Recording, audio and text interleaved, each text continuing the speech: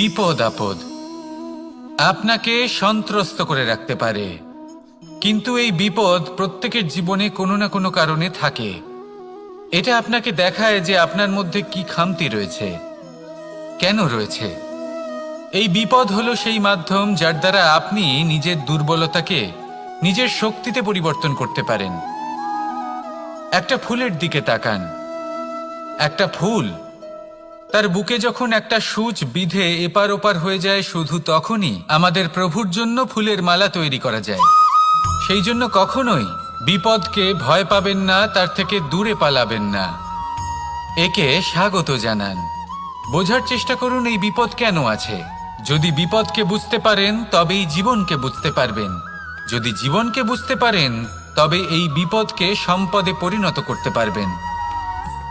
আসুন আর আমার সাথে ভালোবেসে বলুন, রাধা রাধা।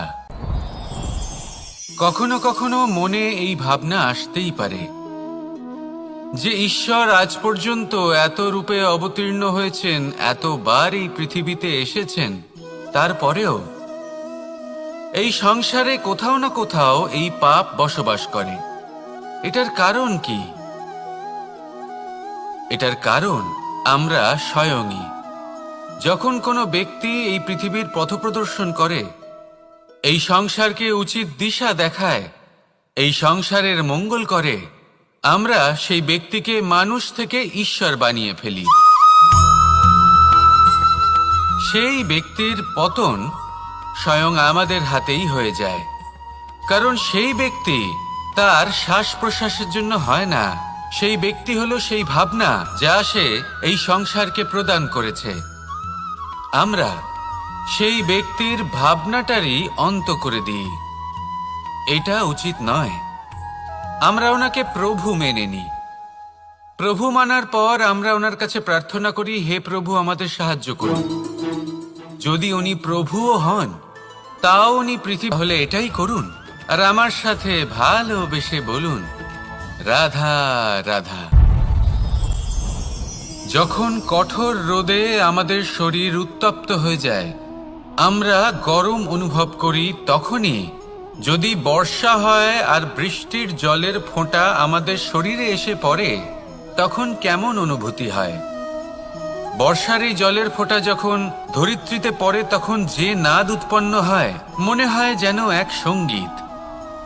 এমন এক সঙ্গীত যা স্থিরতার সাথে আমাদের বুঝিয়ে দেয় যে এই সূর্যের উত্তাপ, এই রোদ, তা চিরকালের জন্য থাকবে না। সূর্যের কিরণের যতই তেজ থাকুক, যখন বর্ষা আসবে এই রোদের কিরণকে শীতল করবে। সূর্যের তেজ যতই বেশি হোক না কেন, কখনো না কখনো কালো মেঘ আসবে আর সূর্যকে ঢেকে দেবে।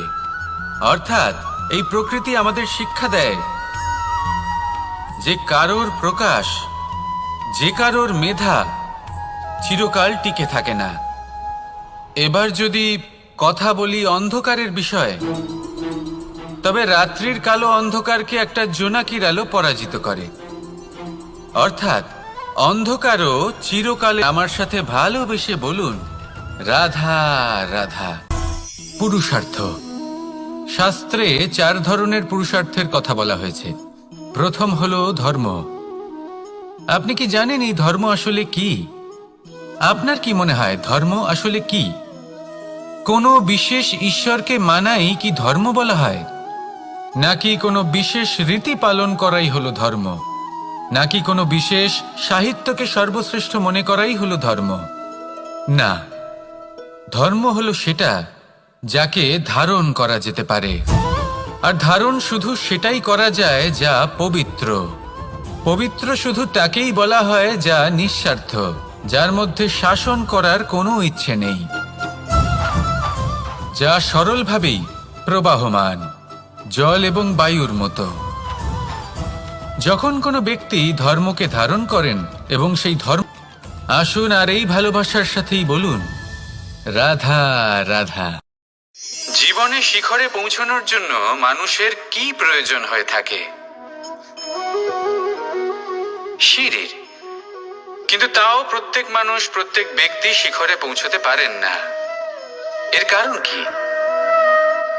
কারণ একটা হতে পারে যে মানুষ কল্পনা করতে থাকেন কিন্তু সিঁড়ি খুঁজে পান না।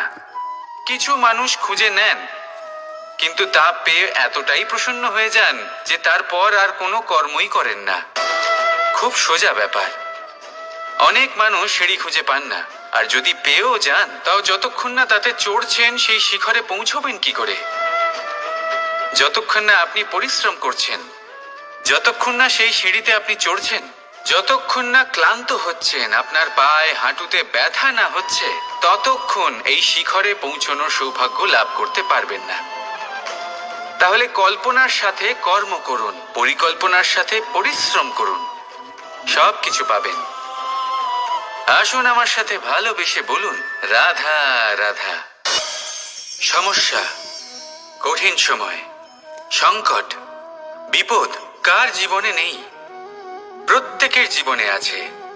কিন্তু আমাকে একটা কথা বলুন, যদি নৌকায় ঢেউকে ভয় পেতে শুরু করে তাহলে সাগর পার করবে কে? কখনো কোনো ছোট্ট পিঁপড়েকে দেখেছেন যে আকারে হয়তো ছোট হতে পারে কিন্তু বড় শিক্ষা দিয়ে যায়? কিন্তু আমরা শিখি না। এবার দেখুন একটা পিঁপড়েকে যে ভোজনের খোঁজে বাইরে বের হয়, একটা ছোট্ট দানা তুলে নেয়। ছোট দানা তোলে কারণ তার থেকে বেশি সে তুলতেই পারবে না। সে দানা নিয়ে চলতে শুরু করে, কোনো দেওয়ালে উঠে পড়ে, আবার পড়েও যায়। সেই দানা দূরে কোথাও একটা পড়ে যায়, তা আবার খোঁজে, তুলে নেয়, আবার চলতে থাকে। পড়ে যায় আবার ওঠে, পড়ে যায় আবার ওঠে, সেই দানাটা রেখে দেয়, আবার বেরিয়ে পড়ে ভোজনের খোঁজে। পরিশ্রম করতে থাকে কিন্তু হার মানে না। এই শিক্ষাই তো আমাদের প্রাপ্ত করতে হবে। নিরন্তর পরিশ্রম আর নির্ভীক হয়ে কর্ম করে যেতে হবে। এটাই হলো সাফল্যের মাধ্যম, এটাই হলো জয়ের মন্ত্র, অচ্যুত অজয় অস্ত্র। তাহলে আসুন আর আমার সাথে ভালোবেসে বলুন, রাধা রাধা। মানুষের মানসিকতা এমন হয় যে সে যতটা করে আশা করে যে তার থেকে অনেক বেশি তার বদলে সে পাবে। দেখুন, সবকিছুই আপনার ভাবনা চিন্তার উপর নির্ভর করছে। আপনি যদি ফলের বিষয়ে ভেবে কর্ম করতে থাকেন তাহলে সেটা অনুচিত। জীবনের আসল আনন্দ হলো নিজের কর্ম করতে থাকা, ফলের চিন্তা করা উচিত নয়। যদি আপনি এরকম ভাবেন যে আমি এতটা করছি, আমার এতটা পাওয়া উচিত, সেই ভাবনা অনুচিত হবে। আসুন আর আমার সাথে ভালোবেসে বলুন, রাধা রাধা। আমরা সকলেই কামনা করি, আমরা সবাই সেটা প্রাপ্ত করতে চাই যা আজ পর্যন্ত কেউ প্রাপ্ত করেনি, সেটা পেতে চাই যে পারবেন। আসুন আর আমার সাথে ভালোবেসে বলুন, রাধা রাধা। মানুষ কতটা বিচিত্র হতে পারে। সব সময় স্বপ্ন দেখতে থাকে যে কাল আমি এটা করব, কাল আমি ওটা শুরু করব, কাল আমি ওটা সম্পন্ন করব। এই যে কাল শব্দটা, এই কাল অত্যন্ত বিচিত্র এক শব্দ। আমরা সবসময় এটাকে আসতে দেখতে পাই, কিন্তু এটা আসাতে বর্তমানে পরিণত হয়। আবার আজ নতুন কাল দেখতে পাই, তার জন্য অপেক্ষা করি, যখন সেটা সামনে আসে বর্তমানে পরিণত হয়। এই কাল সবসময় একটা মিথ্যে সান্ত্বনা দেয় যে সে আসছে, কিন্তু সে কখনোই আসে না। যেটা আপনার হাতে রয়েছে তা হলো আজ, বর্তমান। তাই যা করার আছে, যা সম্পন্ন করতে চান, যা শুরু করতে চান, আজ করুন, বর্তমানে করুন। কারণ আজ আপনি যা করবেন সেটাই আপনার ভবিষ্যৎ নির্ধারিত করবে। ভবিষ্যতের বিষয় ভাবতে থাকলে ভবিষ্যৎ সুন্দর হবে না। আজ কর্ম করতে হবে। তাই আজ বর্তমানে জীবনযাপন করুন, কর্ম করুন, আর আমার সাথে ভালোবেসে বলুন, রাধা রাধা। কথায় আছে, যখন আপনি যুদ্ধক্ষেত্রে দাঁড়িয়ে তখন শত্রুকে পিঠ দেখিয়ে পালিয়ে যাওয়া বা পিছু হটে যাওয়া অত্যন্ত অনুচিত যুদ্ধনীতি হয়। কথায় আছে যে শ্রেষ্ঠ যুদ্ধ নীতি হলো সেটাই যেখানে আপনি অস্ত্র হাতে নিয়ে এগিয়ে যান, সাহসের সাথে যুদ্ধ করে শত্রুকে পরাস্ত করে ফিরে আসেন। আর সেটাই আমি করেছিলাম।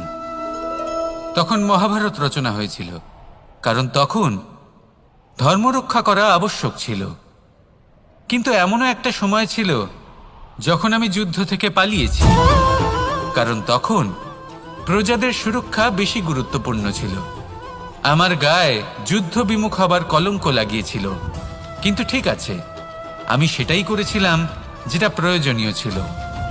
শ্রীরামও লঙ্কা গিয়ে রাবণকে হত্যা করার পূর্বে 4 মাস ধরে অপেক্ষা করেছিলেন। অপেক্ষায় ছিলেন কবে সেই সেতু সম্পন্ন হবে। তারপরে গিয়ে রাবণকে পরাস্ত করলেন, তাকে বধ করলেন। জীবনে কখনো কখনো থেমে যাওয়া বা পিছু হটে যাওয়া কার্যকর হতে পারে। এটা প্রত্যেক সময়ের উপরে নির্ভর করে। শত্রু যে কেউ হতে পারে, যখন খুশি আক্রমণ করতে পারে। কোনো মানুষ হতে পারে, আবার কোনো দানবও হতে পারে। আমাদের নিজেদের মানসিকতা হতে পারে, কোনো অসুখ হতে পারে, মহামারীও হতে পারে। সেক্ষেত্রে সেটাই করুন যেটা উচিত মনে হয়। দেখুন, প্রত্যেকবার নারায়ণ তো আপনাকে সাহায্য করতে আসবেন না। অনেক সময় মানুষকে নিজেকেই সেই বাধার সম্মুখীন হয়ে তাকে পরাস্ত করতে হয়। আর এমনিতেও কথায় আছে যে প্রত্যেক নরের মধ্যে নারায়ণ আছেন। তাই অন্তরের নারায়ণকে জাগ্রত করুন, আর যা সমস্যা আছে তাকে সমাপ্ত করে ফেলুন, তা সে যতই পিছু হটে করতে হোক না কেন। আসুন আর আমার সাথে ভালোবেসে বলুন, রাধা রাধা। মানুষ সত্যের সাথে অবগত হবার জন্য ব্যাকুল হয়ে থাকে, চিরকাল চেষ্টা করতে থাকে। জন্ম থেকেই তার মনে এই ইচ্ছে জাগ্রত হয় সত্যিটা কি সেটা জানতে। এবার এই ইচ্ছে, এটা পূর্ণ কিভাবে করা যেতে পারে? কারণ মনে হয় যে জ্ঞান অর্জন করলেই এই ইচ্ছে পূর্ণ হতে পারে। তাই কেউ কেউ জ্ঞানের পেছনে ছুটতে থাকেন। কেউ এটা ভাবেন যে এই ইচ্ছে পূর্ণ করা যেতে পারে ধন আর শক্তির দ্বারা, তাই তারা ধন আর শক্তি প্রাপ্ত করতে চান। কেউ আবার ভাবেন যে অন্তরের মন্থন দ্বারা এটা সম্ভব হতে পারে। এবার এটাও সত্যি যে মন্থন করলে অমৃত লাভও সম্ভব হতে পারে, কিন্তু তার জন্য এই মন্থন করার জন্য একটা উচিত দিকে অগ্রসর হওয়া প্রয়োজনীয়। উচিত সংযমের দ্বারা সামনে এগোতে হবে, আর কোনো আশা না করে সামনে এগিয়ে যেতে হবে, তবেই এটা সম্ভব হতে পারে। একটা বাদ্যযন্ত্রের কথা ভেবে দেখা যাক। তার থেকে সুর তখনই নির্গত হয় যখন তার তারগুলি ঠিক করে বাঁধা হয়। যদি বেশি বেঁধে ফেলা হয় তাহলে তার ছিঁড়ে যেতে পারে, আর যদি ঢিলে থেকে যায় তাহলে তার থেকে উচিত সুর নির্গত হবে না। একটা অত্যন্ত গুরুত্বপূর্ণ কথা মনে রাখবেন, সত্যকে লাভ করার প্রাথমিক আধার হল অনুশাসন। জীবনে এই অনুশাসন আনুন, সত্য আপনা আপনি আপনার কাছে চলে আসবে, আর এই মন প্রসন্ন হয়ে বলবে, রাধা রাধা।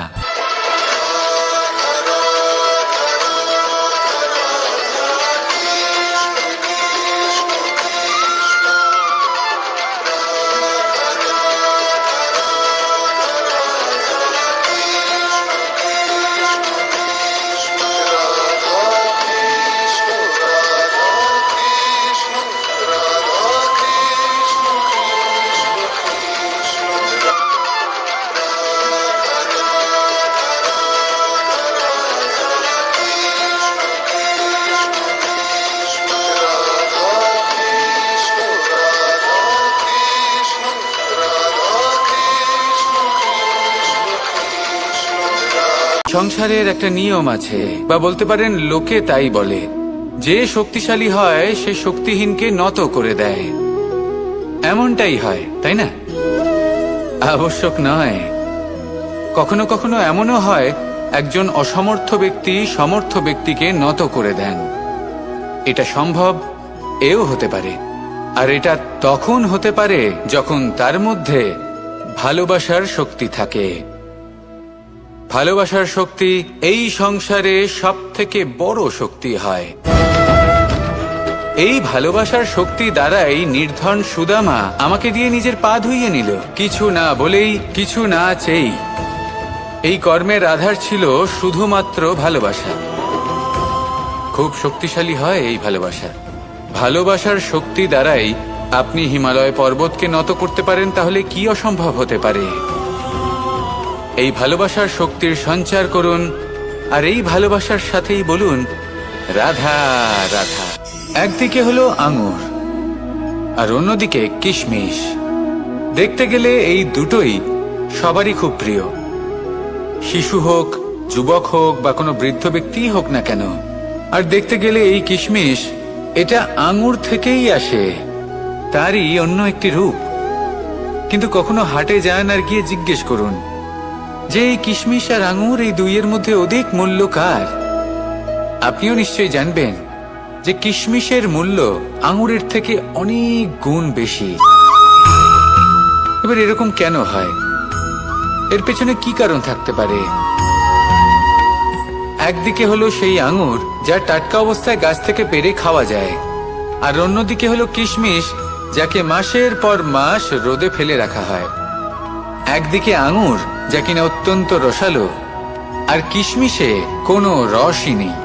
একটি হলো অত্যন্ত কোমল এবং সুন্দর, অন্যটি অমসৃণ এবং তাতে বিন্দুমাত্র সৌন্দর্য নেই, তাও তার মূল্য বেশি। এইসব কেন হয়? এই কারণেই হয় কারণ সেই আঙুর অনেক মাস পর্যন্ত রোদ সহ্য করে থাকে, কষ্ট সহ্য করে থাকে, তবেই সেই আঙুর কিশমিশে পরিণত হয়। এবার জীবনের কড়া রোদ যাকে সহ্য করতে হয় তার সাথেও এটাই হয়ে থাকে, তারও মূল্য আপনা থেকেই বৃদ্ধি পায়। আপনার জীবনে আপনার গুণ, আপনার প্রতিভা তা অত্যন্ত গুরুত্বপূর্ণ।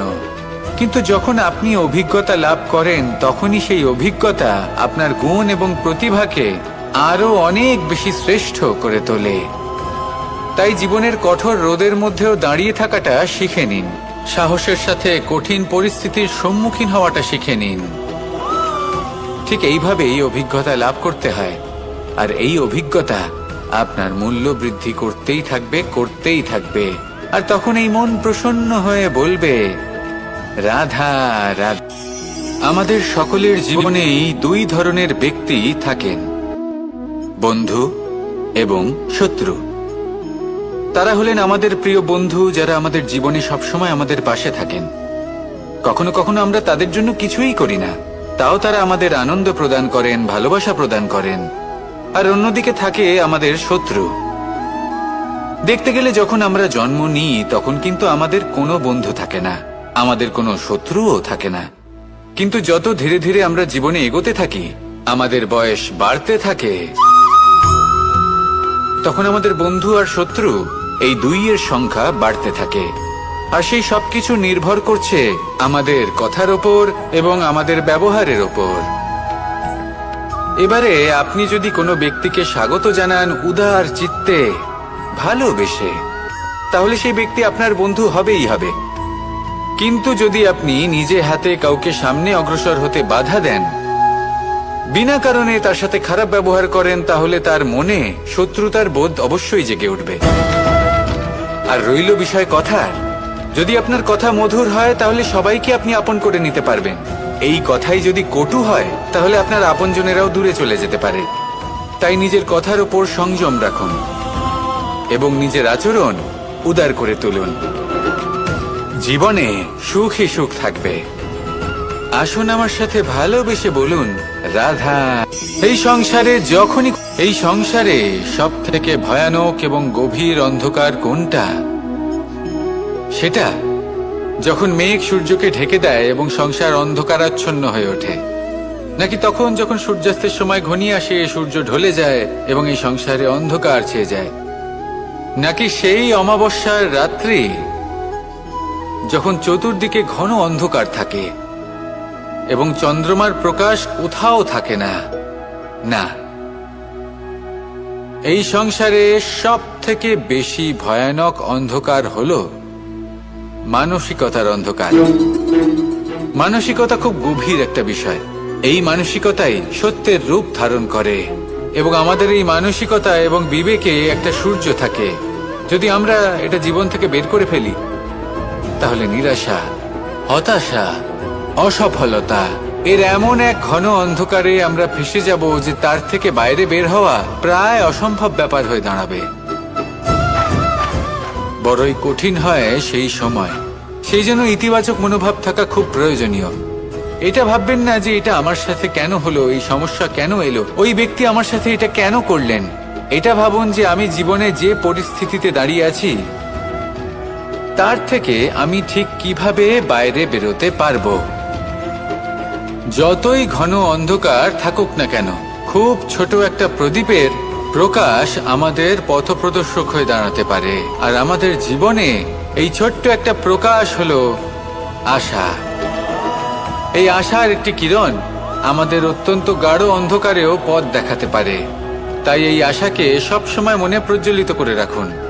গাঢ় থেকে গাঢ় অন্ধকারের সাথে, কঠিন থেকে কঠিনতর সমস্যার সাথে লড়াই করুন, সামনে এগিয়ে চলুন, আর আমার সাথে ভালোবেসে বলুন, রাধা। এই সংসারে এমন কোন আবেগ আছে যা সবসময় কটু বলে মনে হয়, কিন্তু সবার শেষে এটি সব থেকে বেশি মধুর উপলব্ধি প্রদান করে, সব থেকে বেশি মধুর অনুভূতি প্রদান করে। উত্তর পেলেন? পেলেন না? আপনাকে একটা উদাহরণ দিই। যখন মাতা সীতাকে অপহরণ করা হয়েছিল, তখন শ্রীরাম অপেক্ষা করেছিলেন 4 মাস পর্যন্ত। উনি খুঁজতে চেয়েছিলেন, কিন্তু উনি ওনার খোঁজ বন্ধ রেখেছিলেন। কল্পনা করে দেখুন ওনার কতটা যন্ত্রণা হয়েছিল। উনি শুধু অপেক্ষা করছিলেন, কারণ তখন বর্ষা ছিল। অনেক দিন পর্যন্ত সূর্যের আলো দেখা যায়নি। উনি জানতেন এরকম সময় বানর সেনার পক্ষে বনের মধ্যে পথ খোঁজা খুবই কঠিন কাজ হবে। সাগর পার করা অত্যন্ত কঠিন হয়ে দাঁড়াবে। তারা হয়তো বনের মধ্যে পথ হারিয়ে ফেলবে। উনি অপেক্ষা করলেন, আর এই অপেক্ষার ফল হিসেবে উনি কি লাভ করলেন?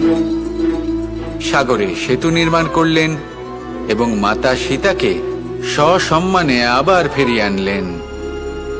যদি শ্রীরাম অপেক্ষা না করতেন, তাহলে হয়তো এই সবকিছু কখনোই সম্ভব হতো না। এটাই হলো শক্তি ধৈর্যের। এটাই হলো আমাদের কাছে শিক্ষা।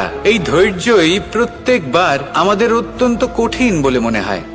ধৈর্য ধরা অত্যন্ত কঠিন, কিন্তু অবশেষে এটাই সব থেকে শ্রেষ্ঠ ফল দান করে, সব থেকে মধুর উপলব্ধি, সব থেকে মধুর অনুভূতি প্রদান করে। তাই ধৈর্য ধরে থাকুন, সবকিছু শুভ হবে। আর তখন এই মন প্রফুল্ল হয়ে বলবে, রাধা রাধা। সুখ এবং দুঃখ, এই দুই হলো আমাদের জীবনের অবশ্যম্ভাবী এবং গুরুত্বপূর্ণ অঙ্গ। আমাদের সকলের জীবনে কখনো সুখও আসে, আবার কখনো দুঃখও আসে। আমরা সবসময় ভাবি আমরা কিভাবে সুখ লাভ করব, কিভাবে আমরা দুঃখ থেকে দূরে থাকতে পারি। আর এই জীবনে যা কিছুই ঘটুক না কেন, সেই সবকিছু আমরা সুখ এবং দুঃখের মাপদণ্ডে মেপে থাকি। এবার এখানে একটা ছোট্ট বিষয় আছে। এটা ভেবে দেখতে হবে যে কে আসলে সুখী ব্যক্তি। সুখী ব্যক্তি হলেন তিনি, যিনি নিজের জীবনে নিজের কর্মের বিশ্লেষণ করে থাকেন, সেই বুঝে পদক্ষেপ নেন। উনি কি করতে চলেছেন সেটা উনি জানেন। আর যদি ওনার কোনো দোষ থাকে বা ভুল থাকে, তাহলে সেগুলো শুধরে নিয়ে এগিয়ে চলেন। সেই জন্য উনি সুখী হন। অন্যদিকে যে ব্যক্তি দুঃখী, তিনি কি করেন? তিনি নিজের উপর নয়, অন্যের উপর নিজের নজর রাখেন, যে তিনি কি করছেন, কিভাবে কর্ম করছেন। ওনারা অন্যের নিন্দা করেন, অন্যের সাফল্য দেখে ঈর্ষা করেন, ক্রুদ্ধ হয়ে যান, ওনাদের বাধা দিতে চেষ্টা করেন। সেই জন্যই তো ওনারা দুঃখী হন।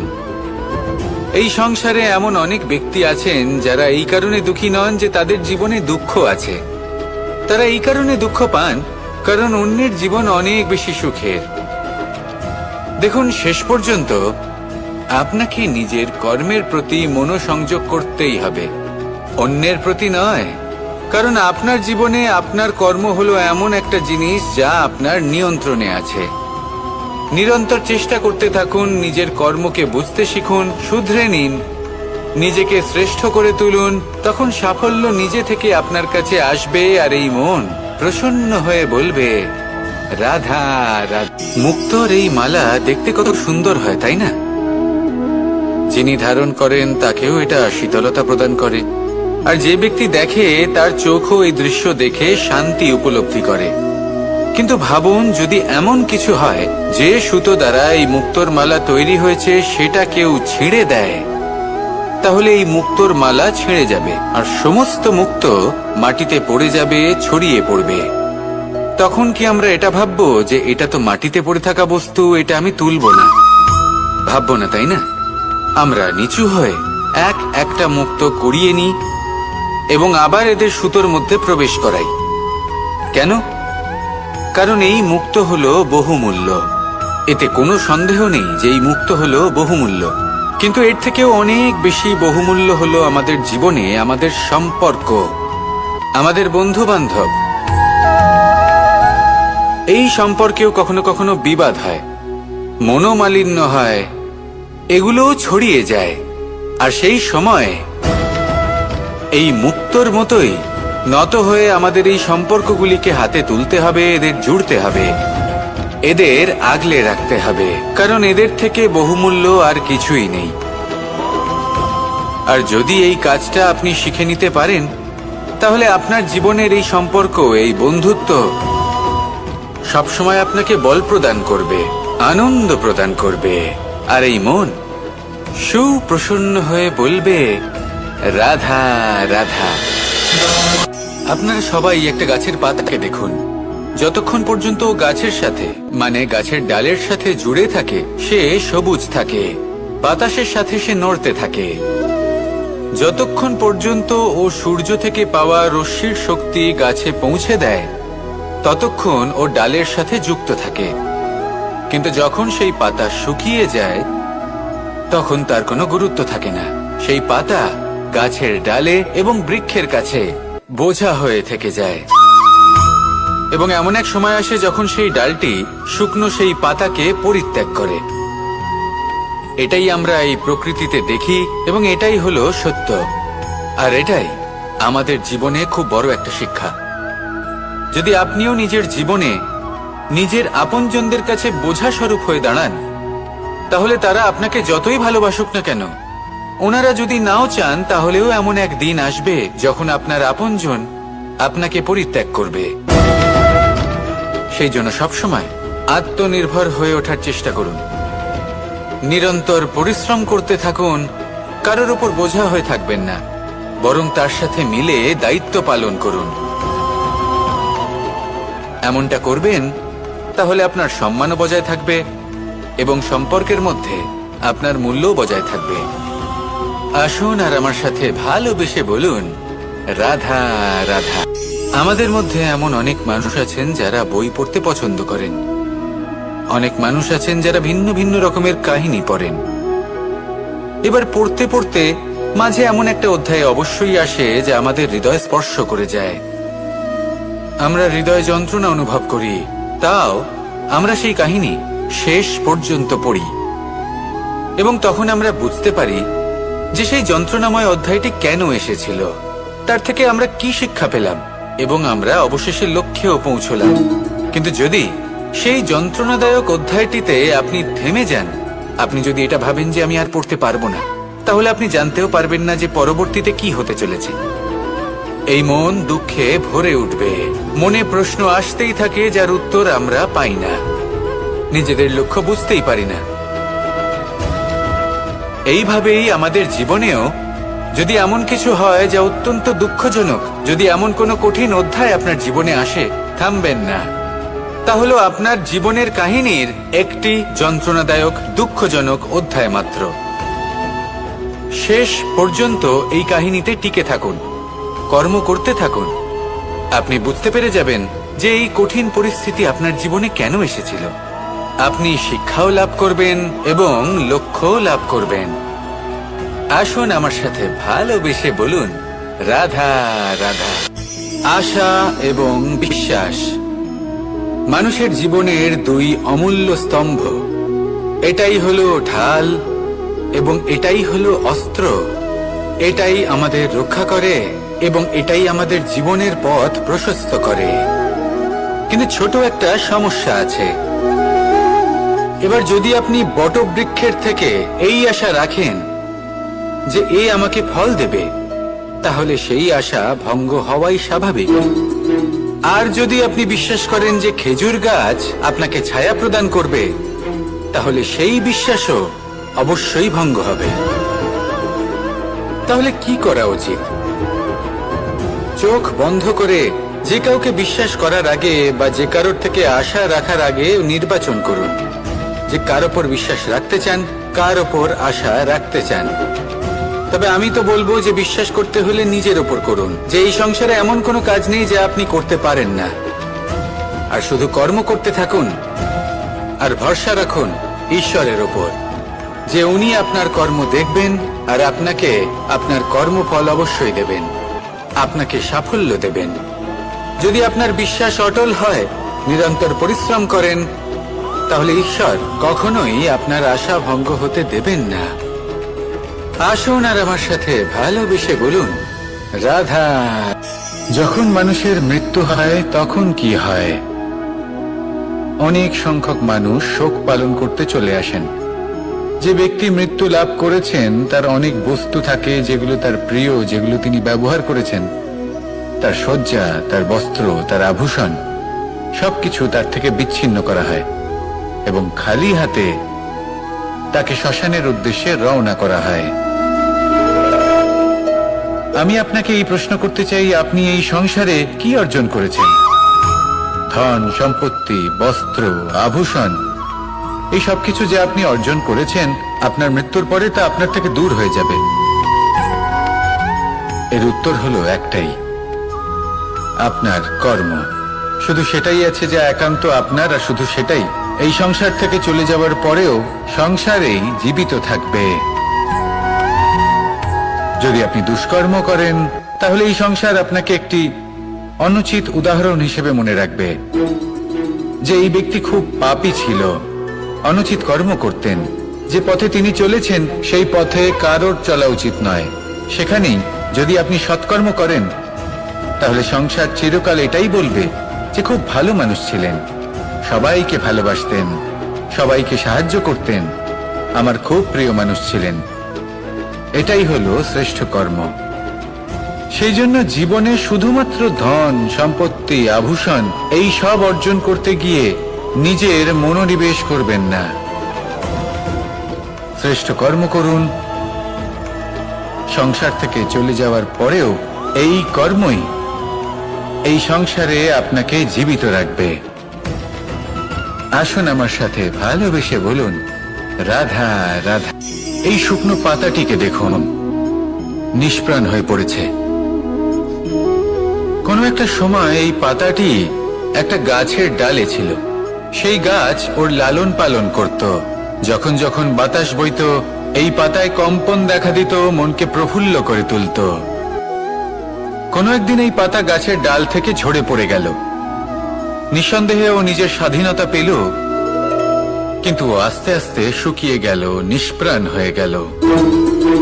দেখুন, আমি এই কথা বলছি না যে স্বাধীনতা অনুচিত, কখনোই না। কিন্তু যে কোনো পরিস্থিতিতে স্বাধীন হতে চাওয়া এটা নিশ্চিত রূপে অনুচিত।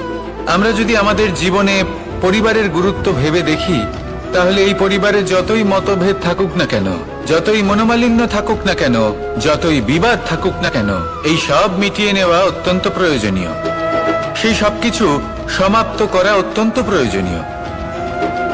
কখনো এই পরিবারকে ভাঙতে দেবেন না, কখনো এই পরিবার থেকে দূরে চলে যাবেন না। এই পরিবার হলো আমাদের জীবনের একটা অমূল্য সম্পদ, অমূল্য এক আশ্রয়, যা এই সংসারে হয়তো কোথাও আপনি পাবেন না।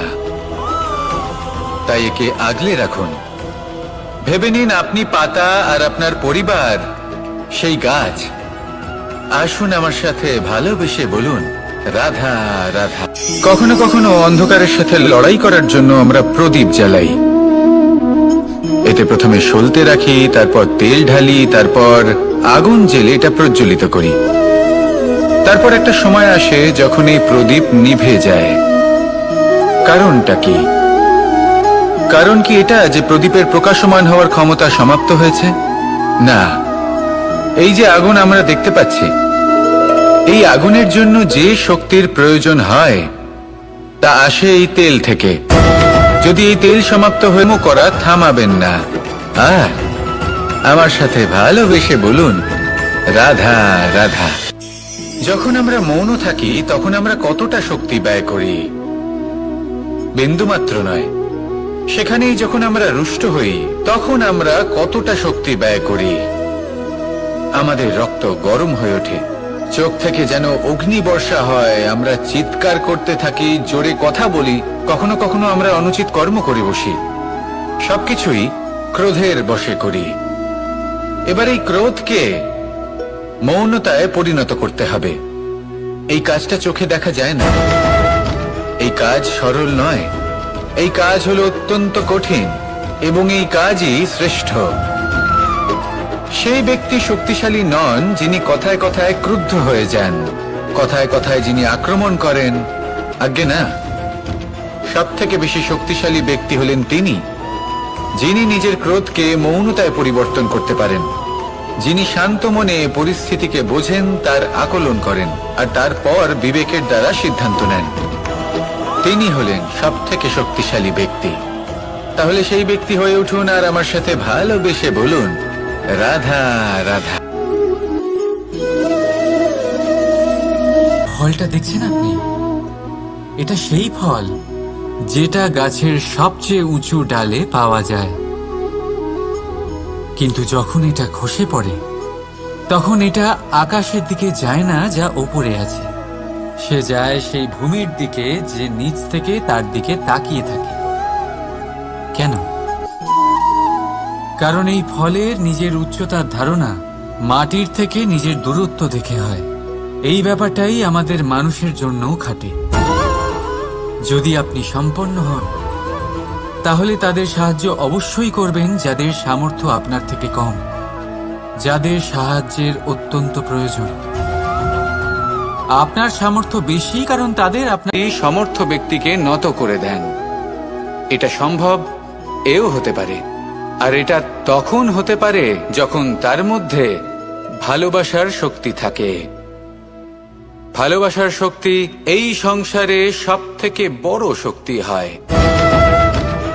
এই ভালোবাসার শক্তি দ্বারাই নির্ধন সুদামা আমাকে দিয়ে নিজের পা ধুইয়ে নিল, কিছু না বলেই, কিছু না চেয়েই। এই কর্মের আধার ছিল শুধুমাত্র ভালোবাসা। খুব শক্তিশালী হয় এই ভালোবাসা। ভালোবাসার শক্তি দ্বারাই আপনি হিমালয় পর্বতকে নত করতে পারেন, তাহলে কি অসম্ভব হতে পারে? এই ভালোবাসার শক্তির সঞ্চার করুন আর এই ভালোবাসার সাথেই বলুন, রাধা রাধা। একদিকে হলো আঙুর আর অন্যদিকে কিশমিশ। দেখতে গেলে এই দুটোই সবারই খুব প্রিয়, শিশু হোক, যুবক হোক বা কোনো বৃদ্ধ ব্যক্তিই হোক না কেন। আর দেখতে গেলে এই কিশমিশ, এটা আঙুর থেকেই আসে, তারই অন্য একটি রূপ। কিন্তু কখনো হাটে যান আর গিয়ে জিজ্ঞেস করুন যে এই কিশমিশ আর আঙুর, এই দুইয়ের মধ্যে অধিক মূল্য কার?